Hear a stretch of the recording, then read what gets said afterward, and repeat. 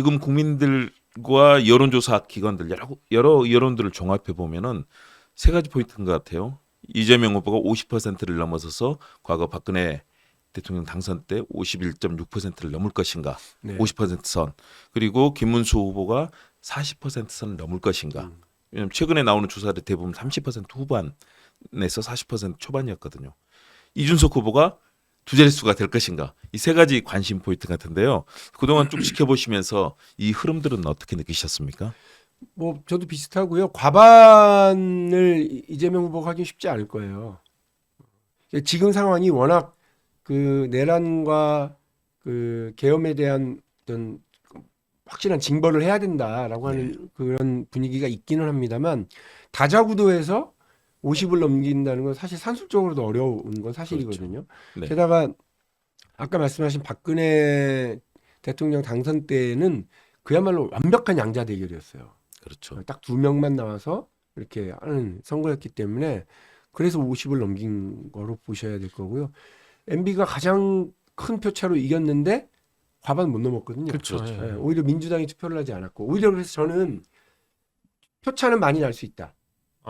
보수 유권자들이 투표장에 나오지 않으면 네. 창피해서 안 나오게 되면 뭐 이러면 표차는 많이 날 수 있는데 과반을 넘기기가 쉬울까? 3자 대결 4자 구도 이렇게 만약에 만들어진다 그러면 그렇죠. 그리고 김문수 후보가 만일에 여론조사 깜깜이 들어가기 전에 40% 초반대 41, 42까지 갔으면 이준석은 단일화했었어야 될 거예요. 저는 그게 제일 걱정이었거든요. 네. 40% 초반대까지 못 치고 올라가고 38, 39에서 이렇게 딱 멈춰 있어서 다행이다. 이준석이 도박을 걸겠구나 이런 생각을 이제 하게 됐고요. 근데 이준석이 도박이라고 하는 건 그 10%를 넘긴다 하더라도 그 10%를 뭐 하게? 2등도 기억 못 하는데 3등을 누가 기억해? 그리고 명확한 다른 정치 세력임을 보여줘야 되거든요. 그렇죠. 이준석이 다른 정치 세력이라는 게 뭐가 있어요? 나쁜 놈들이에요. 나한테 해코지 했거든요. 뭐 국민의힘에 대해서 그렇게 얘기하는 거 말고는 없잖아요. 이재명 후보의 개인 공격 이런 것들을 하는 거 말고는 개혁신당이 하려고 하는 정치에 대해서 얘기한 게 없잖아요. 그러니까 단적인 예로 2002년에 민주노동당 그 당시 권영길 후보가 그 한 여론조사에서는 10%가 넘었어요. 그렇죠. 근데 막상 정몽준이 단일화를 빡 파기해버리니까 그 유시민도 막 울며 불며 이번에는 좀 해주라 그러니까 실제로 민주노동당이 밝혔던 그런 새로운 세상, 노동자 중심의 새로운 세상, 일하는 사람들이 행복한 세상, 살림살이 좀 나아졌냐. 그렇죠. 그때. 뭐 이렇게 얘기할 수 있었던 무상급식, 무상의료, 부유세라고 하는 와 듣도 보도 못한 새로운 정책과 아젠다를 탁탁탁 던지면서 그 나오는 이런 모습을 보면 사람들이 기대했는데 투표 때 막상 들어가니까 이게 뭐야 이거 단일화가 깨졌어? 그럼 어떻게 되는 거야? 지는 거야? 겁나니까는 우르르 그렇죠. 사표 심리 때문에. 네. 권영길 손에 남은 건 3.9. 근데 웃긴 게 뭐냐면 바로 2년 뒤에 민주노동당이 원내 진출을 해요. 10석이나 얻어가지고. 그렇죠. 근데 그때 13.3%인가를 받아요. 13.2%인가를 받아요. 그래가지고 총선에서는 처음 해보는 비례투표까지 2장 투표를 처음 해봤거든요. 그때. 네. 그래서 국민들이 딱 표를 나눠주는 거지. 지역에서는 2명 뽑아줬어요. 권영길, 조승수. 울산과 창원이라는 데에서는 2명의 후보를 당선시켜주고 8석을 노회찬까지 쫙 해서 8명을 밀어넣었어요. 와, 국민들이 기억한 거야. 새로운 세상이 와야 되는데 한국 진보정당 사상 최고의 최고의 약진이었었죠. 약진이었죠. 그 당시 대변인 하시고 또 권영길 예, 후보가 아주 예, 약진했던 그 시절이었죠. 그렇습니다. 제가 기억이 납니다. 그때 젊은 청년 그리고 미래가 정말 보이던 아주 열정적인 청년 정치인 예. 박용진의 모습을 기억합니다. 그걸 왜 그러냐면 2년 전에 사람들이 못 해줬던 거를 기억하고 계신 거예요. 비록 대선은 좀 적게 나왔다 대선에서는 하더라도 이쪽에 줬지만 아. 근데 지금 이준석한테 그런 게 있냐는 거야. 네. 이번에 못 찍어줘서 미안해. 그런 게 있을까? 역으로 이번에 다 찍어줬어. 근데 뭐 다른 걸 보여줘야지. 그런 게 없잖아요. 네. 뭐 본인이 남의 도덕성 문제를 힐난할 만큼의 뭐가 없잖아. 거기다 이번에 성폭력, 언어폭력이에요. 네. 이 얘기가 되다 보니까 과거에 성상납 의혹도 공소시효 만료로 됐을 뿐이지 실체는 살아있고 새로운 증거들이 속속 나온 데다가 오늘 아침 나온 보도 보니까요.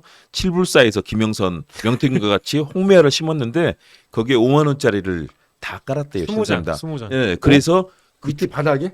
그 나무 밑에 뿌리에 내가 마늘밭에 돈 묻었다는 얘기는 들어봤는데 그래서 이 주술 의식을 행하면서 이 신사임당이 나온 쪽을 하늘로 올리면 있잖아요. 그 기도가 들어간대요. 그래서 그 당시에 나무를 열심히 심었던 천하람이 배지를 달았다.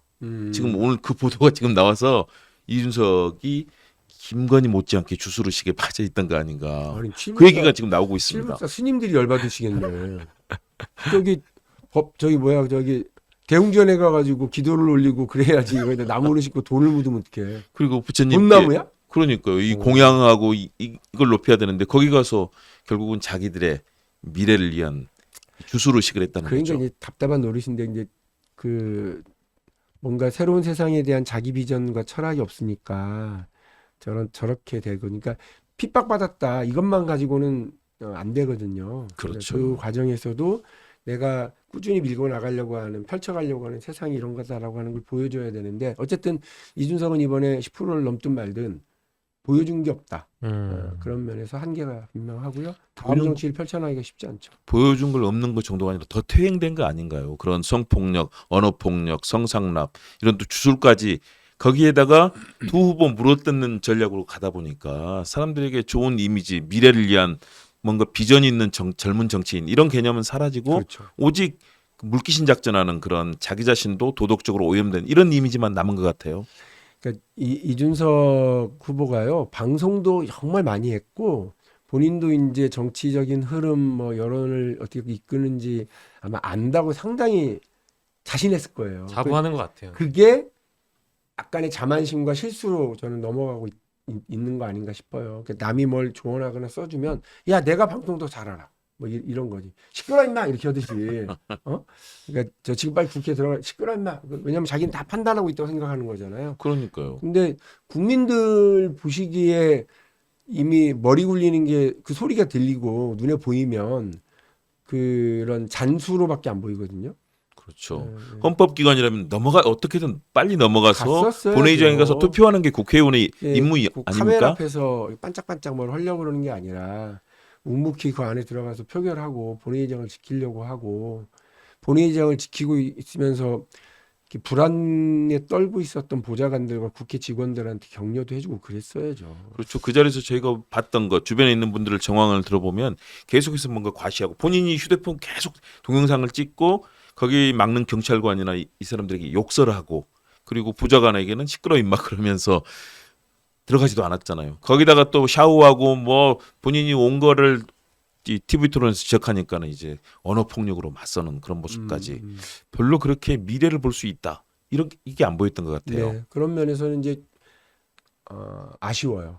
뭐냐면 저는 한국 정치가 많이 늙고 퇴행했다고 보거든요. 그러니까 생물학적으로도 좀 문제가 있어요. 그러니까 네. 제가 국회에서 젊은 정치인이었다니까 재선을 하면서도 그러니까 민주당 안에서도 나이가 젊기로 밑에서 8번째인가 뭐 이랬어요. 그러니까 저는 이거는 조금 비정상이라고 봐요.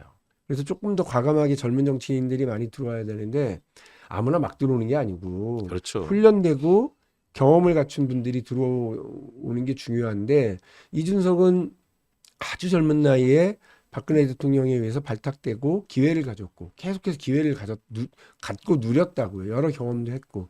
그러면 저런 정치인이 제가 한 10년 이렇게 정치를 해보니까 대한민국 정치에서 이런 변화가 필요합니다. 대한민국 경제계에서는 이런 것들에 투자를 합시다. 대한민국의 문화산업은 이렇게 달라져야 되고 국방 외교 안보에서는 이러이러한 태도가 필요한 것 같습니다라고 새로운 비전을 제시해야 돼요.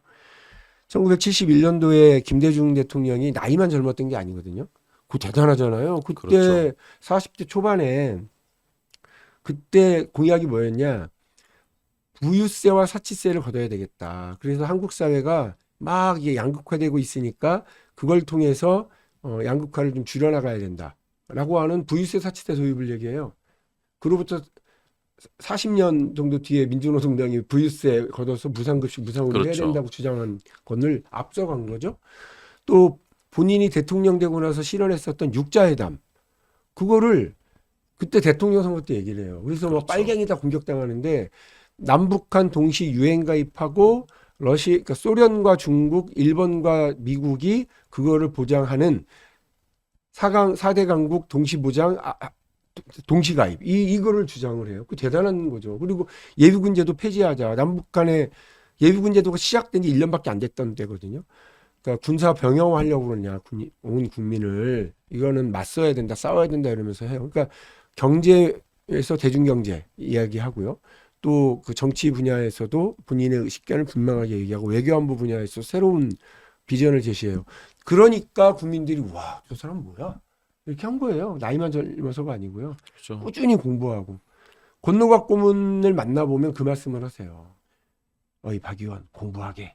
예, DJ는 정말 열심히 공부했네. 그래서 내외문제연구소라고 들어보셨어요? 그럼요. 예, 김대중 대통령이 국회의원 되자마자 만들어 놓은 그 첫 대한민국 국회의원이 만든 첫 정책연구소예요. 네. 내외문제연구소. 그 내외문제연구소를 만들어서 계속해서 공부를 하고 저는 사상계에 이분이 쓴 한국 노동자들에 대한 현실 보고서 비슷한 이런 느낌의 글을 봤어요. 권노갑 고문이 보여주셔서 네. 한국 노동자들이 현 상황에 대해서 쭉 서술을 하고 이렇게 나가야 된다. 노동조합의 필요성은 무엇이다. 이런 거를 쭉 썼더라고요. 그러니까 그만한 식견을 갖추고 한다는 건 정말 어려운 일인데 이준석 후보는 왜 공부를 하지 않았을까? 네. 아쉽다 이런 생각이 듭니다. 근데 굉장히 많은 것들을 알고 있고 박학다식하다라는 태도로 TV 토론에서도 보면 상대 후보에 대해서 사실상 장학 퀴즈 하듯이 그래, 당신 장학 이거 퀴즈. 아느냐라고 이렇게 나오잖아요. 나 하버드 출신이야. 지금 네. 모든 분들이 얘기하는 게 그거죠. 근데 유권자들은 그 모습을 보고 아 진짜 뭔가를 많이 알기 때문에 이렇게 질문하는구나라고 생각하시는 분들 뭐 일부 있겠지만 사실 반대로 대다수의 국민들은 저거는 딱 편협하게 저 한 일부분만을 가지고 상대방을 이른바 이제 쫑크 매기고자 하는 질문이다라고 알 텐데 왜 그걸 본인이 모를까요?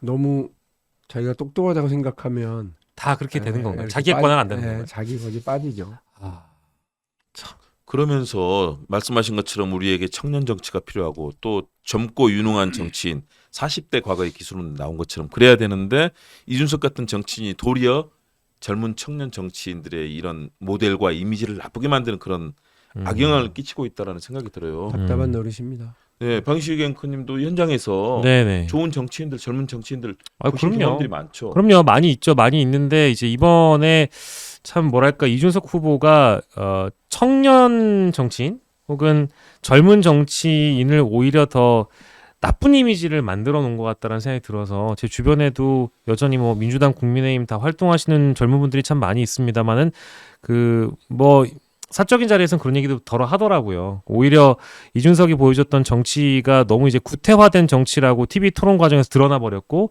대선 유세 과정에서도 사실 남을 헐뜯거나 비방하거나 네거티브에 너무 몰입을 하다 보니까 이게 뭐가 새로운 정치냐. 박용진 의원님 말씀 주신 대로 정책이나 비전, 가치 같은 것들을 더 공유하고 알리고 소수 정당이면 오히려 더 거기에 더 천착을 해야 되는데 그게 아니라 선거 전략과 선거 공학, 정치 공학에만 너무 매달리는 모습을 보여주면서 우리가 앞으로 가야 되는 그 정치 자체를 너무 어렵게 만들었다라는 그런 혼란들을 하더군요. 그러니까 그런 것도 좀 아쉽습니다. 네,